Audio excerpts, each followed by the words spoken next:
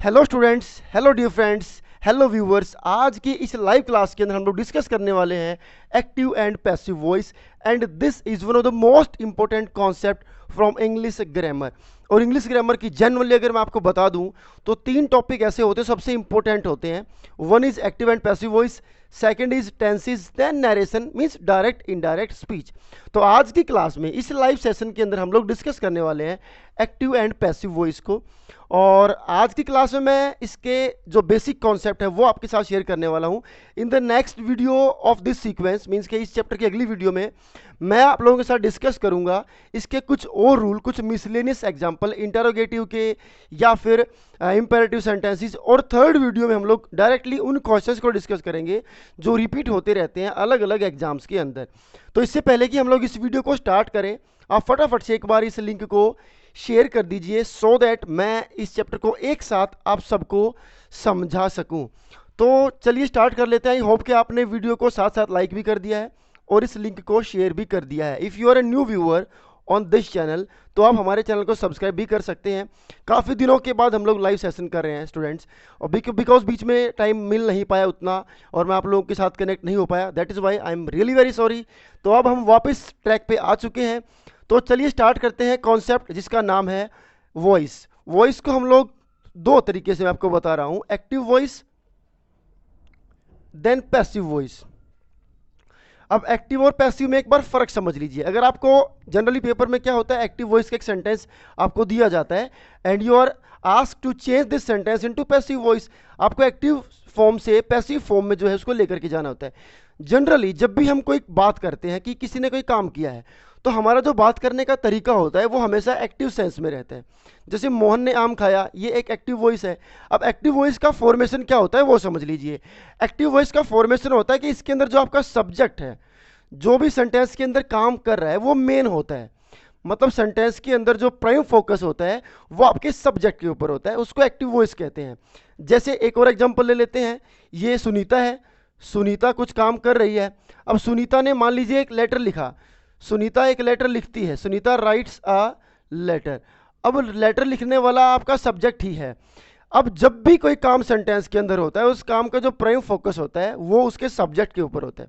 समझ लीजिए, सेंटेंस की जो वर्ब है, जो एक्शन है, जो काम है, उसका प्राइम फोकस अगर सब्जेक्ट के ऊपर होता है दैट इज एक्टिव वॉइस। हम सुबह से शाम तक जब भी बताते हैं किसने, इसने ये काम किया, इसने वो काम किया, उसने ये काम किया, उसने ये काम किया, ये अमूमन सभी सेंटेंसेस जो है वो एक्टिव वॉइस के अंदर हम लोग डिस्क्राइब करते हैं। तो एक्टिव वॉइस जो हम जनरली यूज करते हैं जहां पर काम करने वाला जो इंसान होता है, जो सब्जेक्ट होता है, वो हमारे सेंटेंस के अंदर लीड करता है, वो हमारे सेंटेंस के अंदर प्राइम होता है, that is active voice, active voice. अब बात कर लेते हैं पैसिव वॉइस की। तो पैसिव वॉइस क्या होता है? पैसिव वॉइस का मतलब होता है एक्टिव का ऑपोजिट, और एक्टिव के ऑपोजिट से मेरा मतलब है अगर एक्टिव वॉइस के अंदर सब्जेक्ट प्राइम होता है तो ऑब्वियसली अगर इसका ऑपोजिट करेंगे तो यहाँ पर हमारा सब्जेक्ट प्राइम ना होकर के सब्जेक्ट प्राइम नहीं होगा। मतलब एक पहचान तो इसकी ये है कि पैसिव वॉइस के अंदर जब भी आप पैसिव वॉइस की बात करेंगे तो पैसिव वॉइस के अंदर आपका जो सब्जेक्ट है सेंटेंस का वो प्राइम नहीं होगा। वो प्राइम नहीं होगा तो फिर प्राइम क्या होगा जी, सोचने वाली बात ये भी है। तो वहाँ पर प्राइम हो जाएगा हमारा ऑब्जेक्ट। जी हाँ, हमारा ऑब्जेक्ट। मतलब अगर सुनीता एक पत्र लिखती है तो पत्र को अगर मैं आगे लेकर के आऊं और पत्र लिखा गया, मैं ऐसे बोलूंगा कि पत्र यानी कि लेटर जो है वो लिखा गया, सुनीता ने उसको लिखा है, ये बात हम बाद में बताएंगे। सबसे पहले हम लोग ऑब्जेक्ट को बताएंगे और उसको करने वाले को सबसे लास्ट में डिस्क्राइब करेंगे। दैट इज वाई उसको हमने बोला पैसिव वॉइस, और इसलिए मैंने बोला कि वहां पर सब्जेक्ट जो है वो प्राइम नहीं होता है क्योंकि उसको हम सबसे लास्ट में डिस्कस कर रहे हैं। स्टूडेंट सबसे लास्ट में डिस्कस कर रहे हैं, दैट इज वाई उसको प्राइम तो नहीं कह सकते। प्राइम चीज कौन होती है? प्राइम चीज क्या होती है? प्राइम चीज वो होती है जिसको सबसे पहले हम लोग डिस्कस करेंगे, जिसके ऊपर हम फोकस रखेंगे, जिसके ऊपर लाइट रखेंगे कि ये मेन है। लेकिन आप लाइट को इसको लाइट से बाहर कर रहे हो, इसको सबसे लास्ट में डिस्कस कर रहे हो। अब मैं उसी सेंटेंस को लिखता हूं, letter is written by Sunita. अब यहां पर देखिए सुनीता सबसे लास्ट में चली गई, मतलब सुनीता को तो हमने फोकस से बाहर ही कर दिया। ठीक है, हालांकि ठीक है अभी भी काम उसने किया है, लेकिन अभी काम जिसके ऊपर हुआ है, एक्शन जिसके ऊपर हुआ है, उसको हम लोगों ने बना दिया प्राइम। अब यहां पर अगर आपको सेंटेंस के अंदर दिखता है कि ऑब्जेक्ट आपका प्राइम है, दैट इज, इसका मतलब होता है कि पैसिव वॉइस है। अब पेपर में या जब भी आप किसी एग्जाम के अंदर बैठेंगे, वहां पर आपसे क्या पूछा जाएगा, वहां पर आपको एक एक्टिव वॉइस का सेंटेंस दिया जाएगा और आपको कहा जाएगा कि भैया इसको पैसिव वॉइस में चेंज करो। मतलब आपको सेंटेंस ऐसा दिया जाएगा जिसके अंदर सब्जेक्ट उस सेंटेंस को लीड करेगा, बट आपको उसको एक ऐसे सेंटेंस के अंदर कन्वर्ट कर देना है जिस सेंटेंस को लीड करने वाला सब्जेक्ट ना हो बल्कि ऑब्जेक्ट हो। अब आप जब आप इसको फॉर्मेट करेंगे, जब इसको आप अलग जगह पर लेकर के जाएंगे, तो इसका मतलब ऑब्वियसली कुछ रूल्स आपको फॉलो करने पड़ेंगे।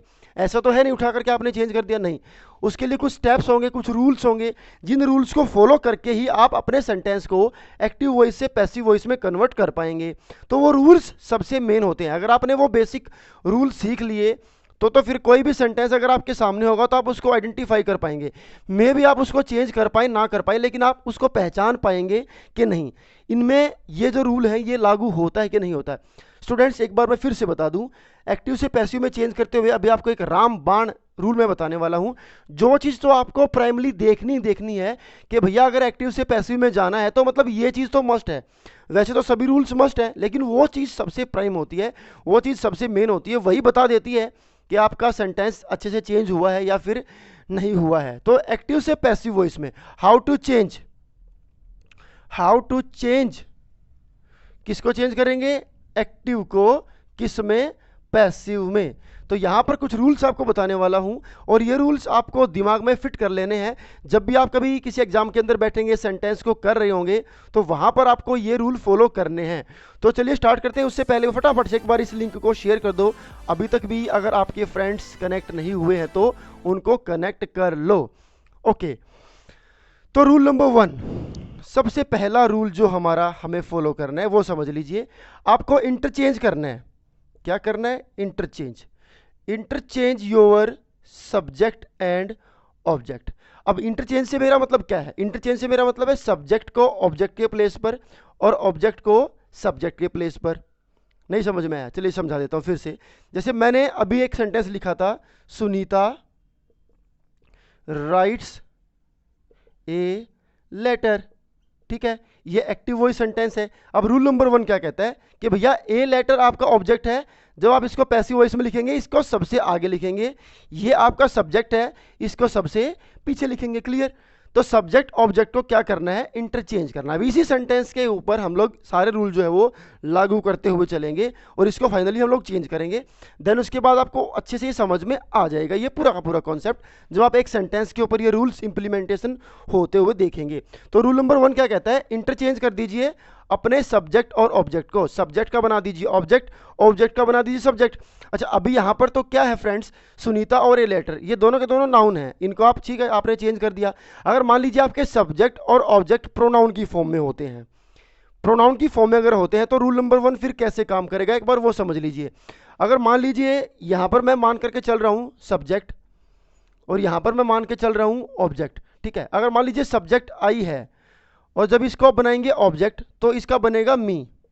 उसी तरीके से अगर मान लीजिए आपका ऑब्जेक्ट मी है, आप उसको सब्जेक्ट बना रहे हैं तो उसका क्या बनेगा, आई बनेगा। ऐसे ही अगर वी है तो उसका ऑब्जेक्ट बनेगा अस। अगर ऑब्जेक्ट वहाँ पर अस है, उसको आपको सब्जेक्ट बनाना है तो उसका बन जाएगा वी। मतलब इंटरचेंज करने का मतलब ये होता है, इससे वो चीज़ और उससे ये वाली चीज़। ऐसे ही जो यू है, यू को हम लोग यू में चेंज करेंगे और वापस से यू को भी फिर यू में चेंज करेंगे। देन उसके बाद हमारे पास आता है ही को हम लोग हिम में चेंज करेंगे और हिम से वापस बनाएंगे ही। अगर शी है तो शी का ऑब्जेक्ट बनेगा हर और हर का वापस सब्जेक्ट बनेगा शी। अगर इट है तो इट से बनेगा इट और वापस इट का क्या बनेगा, इट।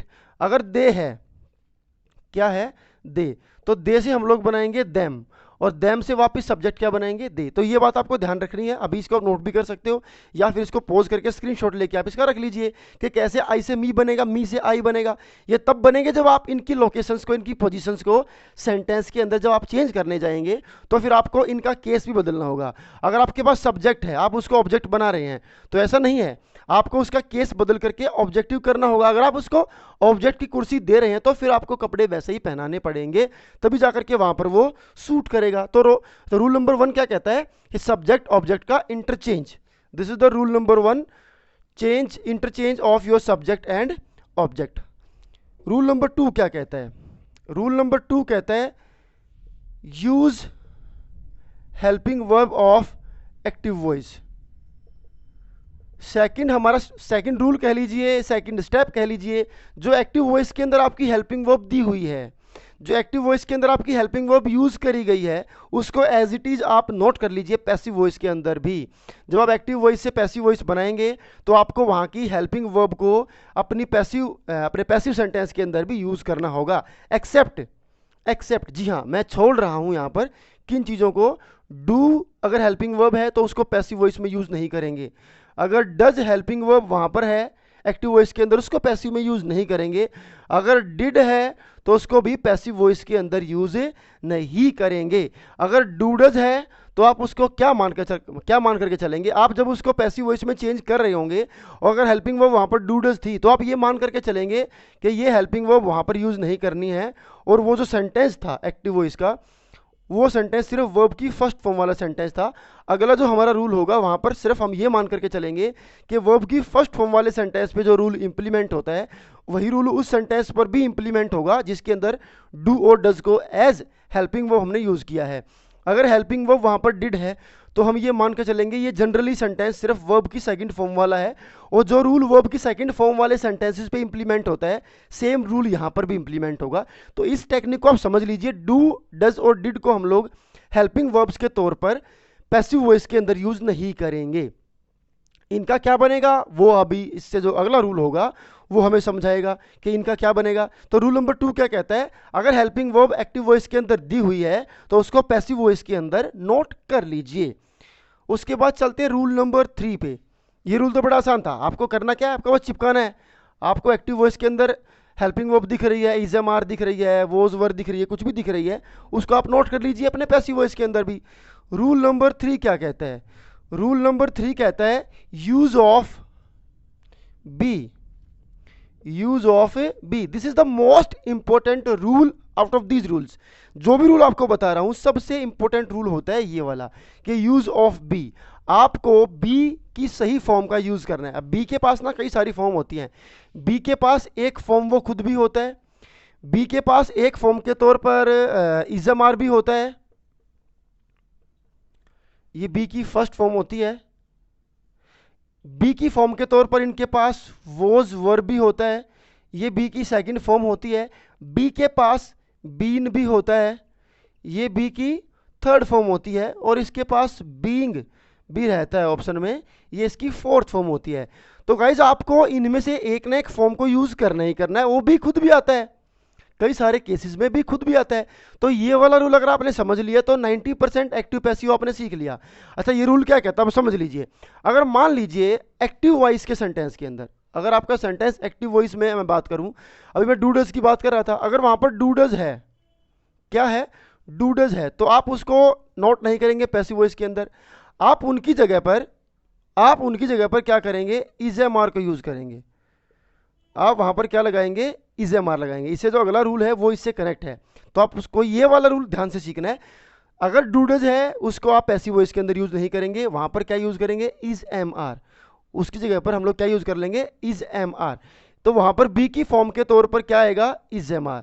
तो रूल क्या कहता है, अगर सेंटेंस के अंदर डूडज है या फिर वर्ब की फर्स्ट फॉर्म है तो वहां पर इज़-एम-आर को यूज किया जाएगा, वहां पर इज़-एम-आर को यूज किया जाएगा। अच्छा मैं आपको अभी रूल नंबर 4 भी हम लोग साथ में सीख लेते हैं। रूल नंबर 4 क्या कहता है, रूल नंबर 4 कहता है कि एक्टिव वॉइस के अंदर जो भी आपकी वर्ब है, जो भी फॉर्म में है, फर्स्ट फॉर्म में है, सेकंड फॉर्म में है, थर्ड फॉर्म में है, फोर्थ फॉर्म में है, किसी फॉर्म में है, उसको आपने पैसिव वॉइस में जो आप चेंज करेंगे तो वर्ब की थर्ड फॉर्म में चेंज कर देना है। जब आप वर्ब को, एक्टिव वॉइस की अपनी वर्ब को जब आप पैसिव में जाएंगे तो उसको थर्ड फॉर्म में चेंज करना है। समझ लीजिए, बी की सही फॉर्म को यूज करना है, प्लस अपनी वर्ब को, एक्टिव वॉइस वाली वर्ब को पैसिव वॉइस में चेंज करते हुए थर्ड फॉर्म बना देनी है। कौन सी फॉर्म बना देनी है, थर्ड फॉर्म बना देनी है। तो वर्ब की थर्ड फॉर्म आएगी कंपलसरी पैसिव वॉइस के अंदर, वेदर एक्टिव वॉइस में वो कोई भी हो, फर्स्ट हो, सेकंड हो, थर्ड हो, फोर्थ हो, हमें कोई परवाह नहीं है। हमें सिर्फ पैसिव वॉइस के अंदर वर्ब की थर्ड फॉर्म चाहिए, और उस थर्ड फॉर्म से पहले बी का कोई ना कोई फॉर्म चाहिए। और जब बी प्लस वर्ब की थर्ड फॉर्म इकट्ठे होते हैं स्टूडेंट्स तभी बनता है आपका पैसिव वॉइस। तो बी प्लस वर्ब की थर्ड फॉर्म, और बी का मतलब ये सभी हैं। अभी में हम वो वही सीखने वाले हैं यहाँ पर कि बी का मतलब अगर सभी हैं तो फिर कैसे हम लोग मैनेज करेंगे। तो ये रूल के अकॉर्डिंग अब इस रूल को आप सीख लीजिए। रूल नंबर 3 और 4 इकट्ठे इसलिए क्योंकि रूल नंबर 4 है जो वर्ब की फॉर्म हमारी है काफ़ी हद तक उसी के ऊपर डिपेंड करता है कि हम लोग पैसिव वॉइस के अंदर बी की कौन सी फॉर्म लगाएंगे। अगर सपोज कीजिए हमारे पास वर्ब की फर्स्ट फॉर्म है, एक्टिव वॉइस के अंदर वर्ब की फर्स्ट फॉर्म है, तो उसकी जगह पर हम लोग क्या चेंज कर देंगे, इज एम आर यूज करेंगे प्लस वर्ब की थर्ड फॉर्म, यानी कि फर्स्ट फॉर्म का पैसिव वॉइस क्या बनेगा, is am are plus verb की थर्ड फॉर्म। ये rule number 3 rule number 4 rule number 3 rule number 4, यानी कि फर्स्ट फॉर्म को थर्ड फॉर्म में चेंज किया और उससे पहले बी की फॉर्म के तौर पर इज एम आर को हमने यूज किया। अगर सपोज कीजिए हमारे पास वर्ब की सेकंड फॉर्म है, क्या है सेकंड फॉर्म है, या फिर डिड भी वहां पर आया है और यहाँ पर डूडल्स को मैं काउंट कर रहा हूँ, ठीक है। अगर डिड आया है या फिर वर्ब की सेकंड फॉर्म है तो वहां पर रूल क्या कहता है, बी की फॉर्म के तौर पर, रूल नंबर 3 के अकॉर्डिंग बी की फॉर्म के तौर पर वहां पर आएगा वोज या फिर वर। और रूल नंबर 4 के तौर पर वर्ब की थर्ड फॉर्म, वो तो कॉमन है, वहां तो आपको वर्ब की थर्ड फॉर्म ही बनानी है जब भी आप चेंज करने चलेंगे। उसके बाद रूल, अगर मान लीजिए वर्ब की फर्स्ट फॉर्म है is am are plus verb की थर्ड फॉर्म, सेकंड फॉर्म थी एक्टिव वॉइस के अंदर वोज वर प्लस वर्ब की थर्ड फॉर्म, मान लीजिए वहां पर आ गया वर्ब की थर्ड फॉर्म।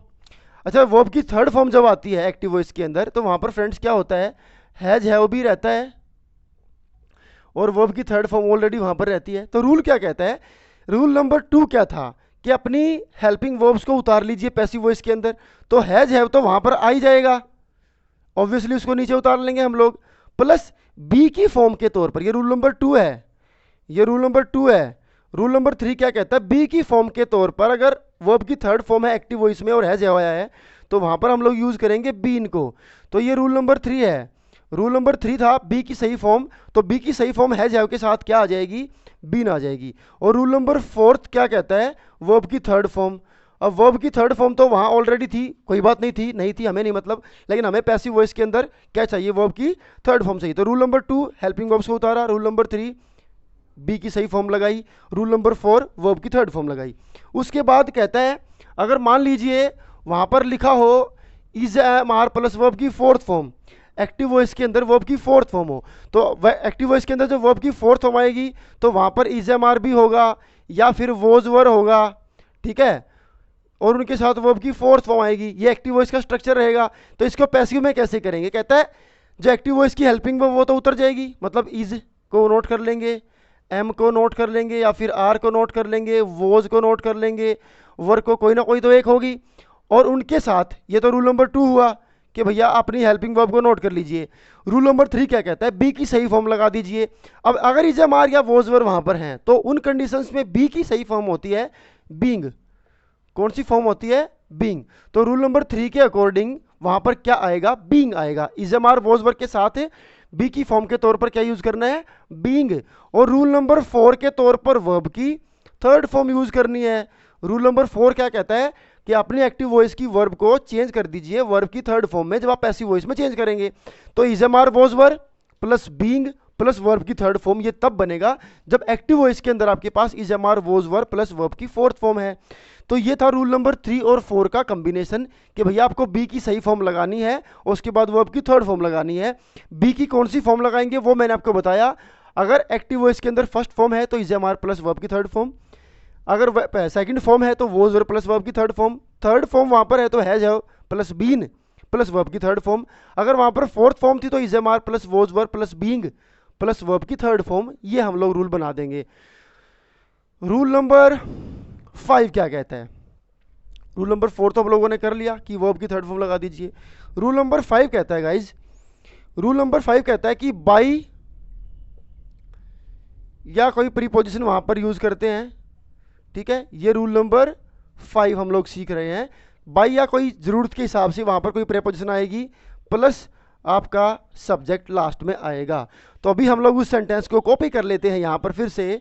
तो सेंटेंस क्या था, सुनीता राइट्स ए लेटर। तो रूल नंबर 1 क्या कहता है, सब्जेक्ट को आगे ए लेटर। रूल नंबर 2 कहता है कि जो हेल्पिंग वर्ब लिखी हुई है उसको नोट कर लीजिए, हेल्पिंग वर्ब नहीं है, आगे बढ़ते हैं। रूल नंबर 3 क्या कहता है, बी की सही फॉर्म का यूज करके दिखाना है। अब बी की सही फॉर्म का यूज करने के लिए मैंने कहा था आपको अपनी वर्ब चेक करनी है, दिस इज द वर्ब की फर्स्ट फॉर्म, और अगर वर्ब की फर्स्ट फॉर्म है तो बी की सही फॉर्म आएगी is am are. Is am are तीन तीन तो आएंगे नहीं, ए लेटर यहाँ पर लिखा हुआ है तो उसके हिसाब से यहाँ आ जाएगी इज। कोई और सब्जेक्ट होता तो आर आ सकती थी, एम आ सकती थी। उसके बाद रूल नंबर 3 के बाद बी की सही फॉर्म लगा दी, ये रूल नंबर 1 था। रूल नंबर 2 यहाँ पर काम नहीं करता तो रूल नंबर 3 हमने लगाया। रूल नंबर 4 क्या कहता है, अपनी एक्टिव वॉइस की वर्ब को वर्ब की थर्ड फॉर्म में चेंज कर दीजिए, रिटर्न। ये हमारा हो गया रूल नंबर 4। और रूल नंबर 5 क्या कहता है, बाय लगा दीजिए और अपना सब्जेक्ट लगा दीजिए सुनीता। ये हमारा बन गया सेंटेंस एक्टिव वॉइस से पैसिव वॉइस में। कुछ और एग्जांपल्स भी देखते हैं एक बार यहाँ पर, तो आई होप कि आपको समझ में आएगा। अभी कुछ और एग्जांपल से आप इसको समझ लीजिए। ये तो हुआ नाउन वाला, भी हम कुछ प्रोनाउन वाले भी एग्जांपल्स यहाँ पर कैरी कर लेते हैं। जैसे मैंने लिखा I am playing chess, I am playing chess, तो रूल नंबर 1 क्या कहता है, सब्जेक्ट ऑब्जेक्ट की पोजीशंस को बदल दीजिए, चेस। ये रूल नंबर 1 है। रूल नंबर 2 क्या कहता है, जो हेल्पिंग वर्ब वहां पर दी हुई इसको नोट कर लीजिए। अब चेस एम दी हुई तो मतलब होता है इज एम आर, अगर इज है या एम है या आर है तो इसका मतलब होता है इज एम आर, ये तीनों ही हैं। तो चेस के अकॉर्डिंग एम तो नहीं चिपकाएंगे ना यहाँ पर, इसको उतारने का मतलब ये नहीं है कि चाहे जो भी है उसको यू एज इट इज लिख दीजिए। एक बार अपना सामने क्या है वो भी देख लेंगे ना। तो चेस यहाँ पर है तो इसकी जगह पे आएगी इज। तो ये रूल नंबर 2 हुआ। रूल नंबर 3 क्या कहता है, बी की सही फॉर्म लगा दीजिए। अब बी की सही फॉर्म मैंने बोला था, अगर आईएनजी वाली फॉर्म है मतलब फोर्थ फॉर्म है तो उससे पहले इज एम आर वॉज बनाया है तो वहां पर बी की सही फॉर्म बनेगी बीइंग। तो यहाँ पर आ गया जी बीइंग। तो ये हुआ हमारा रूल नंबर 3। रूल नंबर 4 क्या कहता है, वर्ब की फॉर्म को थर्ड फॉर्म में चेंज कर दीजिए। तो ये हमारी थर्ड फॉर्म बन गई जी प्लेड। ये हो गया हमारा रूल नंबर 4। रूल नंबर 5 क्या कहता है, बाई लगा दीजिए और सब्जेक्ट आएगा पीछे, तो आई से बनेगा मी, तो बाई मी। ये हमारा हो गया रूल नंबर 5। तो ये 5 रूल आप फॉलो करते जाइए। ये 5 रूल आप उस सेंटेंस के अंदर चेक कर लीजिए जो आपसे पूछा गया है। अगर ये 5 वहाँ पर लागू होते हैं स्टूडेंट्स, तो इसका मतलब आपका सेंटेंस सही है। इससे अगली जो वीडियो रहेगी, इससे अगला जो लाइव सेशन हमारा रहेगा, उसके अंदर हम लोग कुछ ऐसे क्वेश्चंस को डिस्कस करेंगे जो इंटरोगेटिव सेंटेंस हो सकते हैं, इंपेरेटिव सेंटेंसेस हो सकते हैं। उनके अंदर फिर क्या रहेगा, कैसे हमें मैनेज करना है, क्या चीज़ें हमें देखनी है, वो हम उसके अंदर देखेंगे। एक और हम लोग एग्जाम्पल यहाँ पर चूज कर लेते हैं, एक और एग्जाम्पल हम लोग देख लेते हैं। कहता है सी कैन हेल्प मी। अभी यहां पर ये समझने वाली चीज है, एक बार आप फिर से देख लेते हैं। रूल नंबर 1 क्या कहता है, सब्जेक्ट ऑब्जेक्ट को बदल देते हैं। तो मी अगर आगे आएगा तो मी का क्या बनेगा, आई बनेगा। This is the rule number 1। Rule number 2, given helping verb को नोट कर लीजिए। तो यहां पर ना अभी हेल्पिंग वर्ब अलग तरीके से आ गई है। अलग तरीके से कैसी आ गई है, कैन आ गई है। तो कैन को कोई बात नहीं, नोट कर लेते हैं। अब कैन होता है एक model, will shell can could may might, ये सब मॉडल्स होते हैं। इनके साथ क्या करते हैं, इनके साथ हम लोग जो बी की फॉर्म हमें लगानी है उनमें से खुद बी को ही यूज करते हैं। जहां पर ये रूल आता है कि बी की सही फॉर्म लगा दीजिए, वहां पर खुद बी को ही हम लोग यूज करेंगे। तो कैन या विल होता, शैल होता, मे होता, माइट होता, कुछ भी होता। तो कैन को हमने नीचे नोट किया एज हेल्पिंग वर्ब, तो ये हमारा रूल नंबर 2 था। उसके बाद बी की सही फॉर्म के तौर पर मॉडल्स के साथ खुद बी ही आता है, तो ये हमारा रूल नंबर 3 भी हमने फॉलो किया। देन रूल नंबर 4 क्या कहता है, वर्ब को थर्ड फॉर्म में helped, I can be helped. उसके बाद रूल नंबर 5 क्या कहता है, बाय लगा दीजिए, सब्जेक्ट लगा दीजिए, सी का क्या बनेगा, हर बनेगा, बाई हर। ये आपका रूल नंबर 4 हुआ, वर्ब की फोर्थ फॉर्म थर्ड फॉर्म ने चेंज किया। देन लास्ट में बाई लगा करके रूल नंबर 5 किया। तो 1 2 3 4 5 ये 5 तक की गिनती अगर आपने सीख ली तो फिर आप वो इसके अंदर तो कभी मार खाने वाले हो नहीं, चाहे आप किसी भी लेवल के कंपटीशन के अंदर बैठे हो। तो ये थे एक्टिव से पैसिव वॉइस बनाने के बेसिक रूल। इन रूल्स के मदद से कैसे इंटरोगेटिव और इंपेरेटिव को भी चेंज करते हैं वो सब चीज़ें हम सीखेंगे in the next video of this topic. इस टॉपिक की 3 वीडियो कुल मिलाकर के आपके साथ मैं शेयर करने वाला हूं। तो 3 लाइव क्लासेस यहाँ पर होने वाली है। तो उसके बाद अगली जो वीडियो हमारी रहेगी उसके अंदर हम लोग सीखेंगे कि कैसे हम लोग इंटरोगेटिव और इंपेरेटिव सेंटेंसेस को चेंज करते हैं एक्टिव से पैसिव वॉइस के अंदर। आई होप के फ्रेंड्स आपको ये कॉन्सेप्ट समझ में आया होगा। और चलिए मिलते हैं नेक्स्ट वीडियो के अंदर।